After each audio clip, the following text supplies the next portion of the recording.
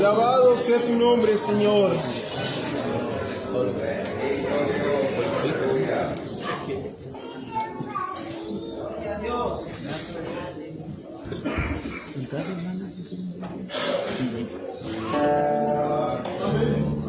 Gloria a Dios. Quiero saludar a la Madre Iglesia con la paz del Señor.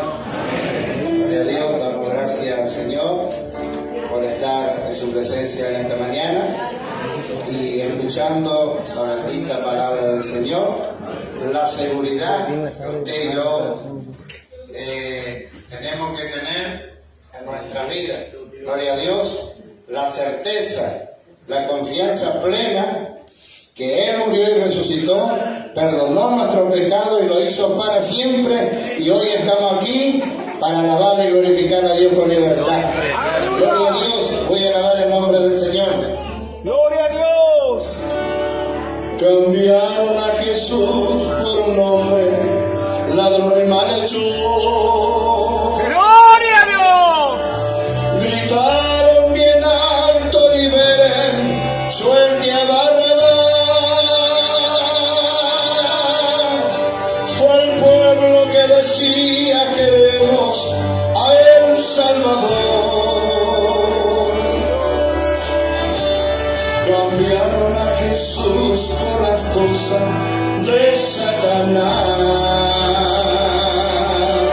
Cambiaron a Jesús. Cambiaron a Jesús.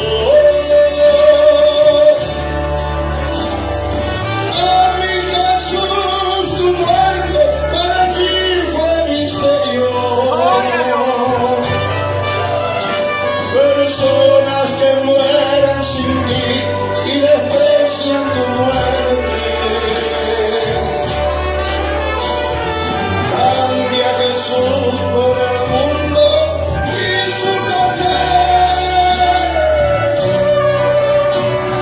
Pero tu iglesia acepta y cree en tu sangre. Hay gente que llora todavía la muerte de Cristo. Se acuerdan de sus heridas como un pobre. Mas Él murió y resucitó, no sufre dormir. Murió y resucitó para que fuésemos libres. Resucitó. Resucitó. Oh, mi Jesús, tu muerte para mí fue. Gloria a Persona y después